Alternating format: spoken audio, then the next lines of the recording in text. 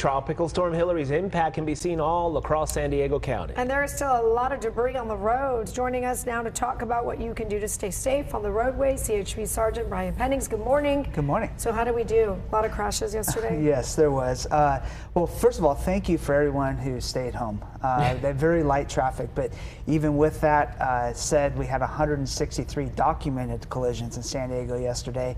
And that doesn't count the spinouts and the ones that left that we weren't able to get to or left or just exchange information. So significantly more than that. But thank you for those who heeded our warnings and stayed home off the roadway. When you say 100, what's a normal day? A normal day is about 75, and that's a whole county of San Diego. So, and most people were off the road, so do that math. The percentages aren't great for that. The road conditions now, it's always, we talked about this, where the day after, you have debris, you have branches, and the smallest branch could, maybe even motorcyclists can be affected by it. What do the roads look like this morning? Well, we're still cleaning them up. We're still responding to these issues. We just saw Chrissy talking about the pothole that we're trying to repair in the number 4 lane. So we're navigating all of that. But as far as a driver is concerned, we talked about it yesterday. High visual horizon is so important for you to be able to perceive and predict those traffic hazards potentially in front of you. You know, with the storm, and we still have a few more months, maybe we get back into the winters again, and you just learn about driving in the rain. This was a really good reminder, Sergeant, yesterday when I was on the roads and you were talking about how the roads cone. And I tried everywhere I went to avoid this lane over there and avoid this lane, and you could see it. You saw people that couldn't see the puddles, and they were driving at high rates of speed, and then they would hit those puddles and the car would start to shake. Yeah, it doesn't take much. The faster you go, the sooner you'll hydroplane. And that's why it's so important to maintain your vehicle in the middle lane so that you stay away from the shoulders where the water starts to pool and puddle, because that's what causes you the hydroplane. It was interesting. We had a professor from San Diego State earlier this morning. He's a civil engineering guy, about the runoff and the water effects on our infrastructure. Because I wanted to ask you, what do the roads look like in terms of where we should avoid driving? Because there's always the same trouble spots that we seem to run into.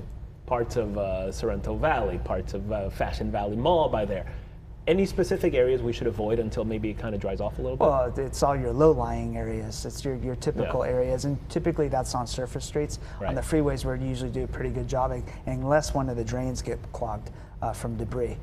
So Caltrans is really on that, but it's your low-lying areas. And those of us who are from the area, or if you can see a low-lying area, you may want to avoid it. Sure. We're waking up this morning, and I mean, I didn't sleep last night because of the wind. I was waking up to see the damage. What is this? Where is this? These were all sent to us by my public information officer in Palm Springs. Interstate 8 is still closed right now, both directions, from flooding. And then once the flooding resides, they're still going to have to go in and clean it all up and examine it for its infrastructure and integrity, make sure it's safe to travel on. But Interstate 8 is a huge route of travel. The 10. I'm sorry, 10. 10. Yes, the 10 is a huge route of travel for commerce. So we're working diligently to try to get that expedited as much as possible. Was that car flipped? Yes. Yeah. That's a major disruption to have that kind of, because that's the one major freeway running through the Coachella Valley. Correct. Is that 10 freeway. How do you guys maneuver that, get people off the freeway? So we have alternate routes. Interstate 8 is one of them, but then we have our issue out in Nocopah with the boulder blocking it. What happened there? I mean, that's just So it's landslide. Landslide, rock came down, size of dump trucks blocking the eastbound lanes of Interstate 8. How long is a process like that to clean that and get those roads back open? Because I'm always fascinated, but no matter what happens, if it's a big crash or something else, it's always the cleanup is a priority, and it happens fairly quickly.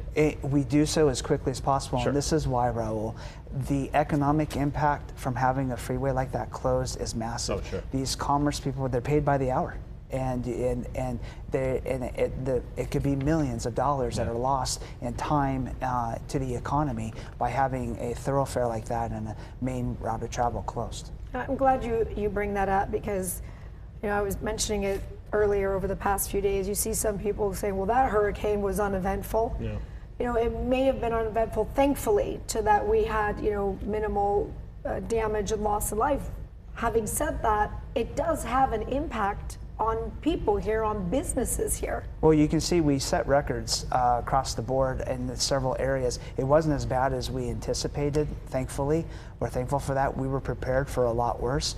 But people heeded our warnings, they stayed home, and thankfully it wasn't as bad as it could have been, but it still was significant. And we set records in several locations. I told my daughter, because she was one of those like, is this what we're getting? I was Yeah, like, you like- don't want to be in a Cat 3, Cat 4, Cat 5 hurricane. I told her, you don't want to experience that. It's not fun. And I think also the fact that you made a good point. People listened for the most part and stayed off the roads, and it made a big difference. Yeah. And that's what being prepared is, right? Being Correct. prepared is being prepared, Correct. not knowing But what's still, going to happen. with the less amount of people, we had 2.5 times the amount of Isn't crashes. that wild? But so many. So just imagine if people didn't listen to that and they were out on the roads Oh, doing Brian. everything. Oh, man. Brian knows how, it's like I get frustrated if I control.